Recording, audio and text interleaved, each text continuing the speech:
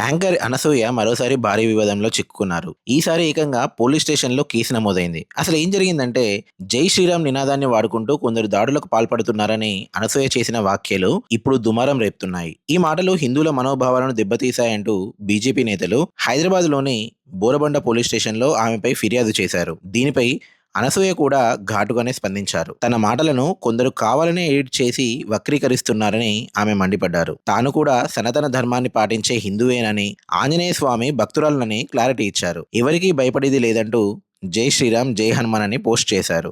గత 15 ఏళ్ల నుంచి చూస్తున్నాను నేను social media almost 15 odd years.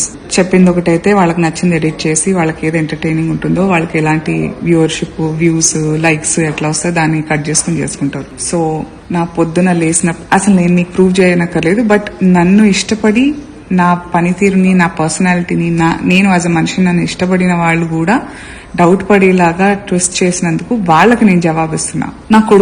నా పెద్ద కొడుక్కి హనుమంతుని పేరు పెట్టుకున్నా. ఐఎమ్ హార్డ్ కోర్ హనుమంతుడి భక్తురాలు. హనుమంతుడికి ఏదైనా సమర్పించాలంటే అది రామార్పణం అవుతేనే. నేను లేస్తే, నేను వెలుతురు చూస్తే జై శ్రీరామ్, మా ఇంటి నిండా లైట్ వేసిన ప్రతిసారి జై శ్రీరామ్ అంటూనే ఉంటాం.